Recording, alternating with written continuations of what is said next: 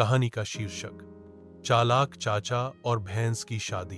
एक गांव में एक बहुत ही चालाक मगर थोड़ा सा सुस्त और मजेदार सा बंदा रहता था, जिसे सब चाचा बशीर के नाम से जानते थे।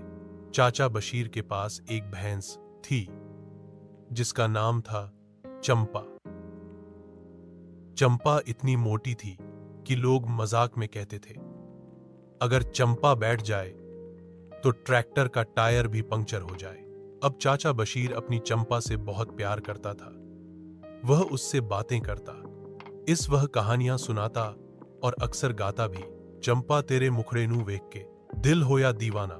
एक दिन गांव के नंबरदार ने ऐलान किया कि गांव में सालाना मेला होगा और इस बार सबसे खूबसूरत जानवर के मुकाबले में जीतने वाले को एक नई साइकिल, एक बकरी और होटल से 3 दिन का मुफ्त खाना मिलेगा।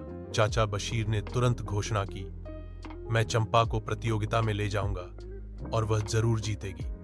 सब हंसने लगे। चाचा, चंपा तो ऐसी लगती है जैसे किसी ने ट्रक में भूसा भर दिया हो। चाचा को गुस्सा तो आया मगर वो चुप रहा।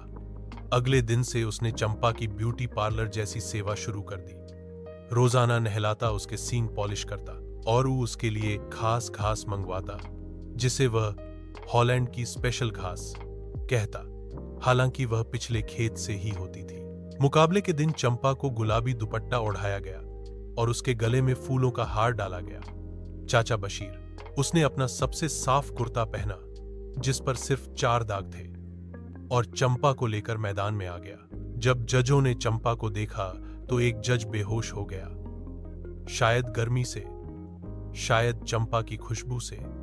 मुकाबला हुआ और सब हैरान रह गए। चंपा ने न केवल सौंदर्य का इनाम जीता बल्कि एक विशेष इनाम भी मिला, गांव के सबसे वफादार जानवर का। चाचा बशीर खुशी से पागल हो गया। उसने घोषणा की, मैं चंपा की शादी करूंगा। सबने फिर कहा लगाया। चाचा, भैंस की शादी किससे?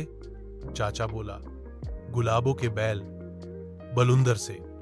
वह भी अकेला है और वैसे भी रिश्ता तो बराबर वालों में ही होता है। फिर पूरे गांव में पहली बार भैंस और बैल की शादी हुई। दावत में सबने साग, मकई की रोटी और गुड़ खाया और चाचा बशीर ने डांस भी किया। चंपा दी व्याहे, खुशियां दा समाए। आज भी लोग इस शादी को याद करते हैं और कहते हैं, चाचा बशीर जैसा बंदा न कभी आया न आएगा और चंपा जैसी दुल्हन भी नहीं।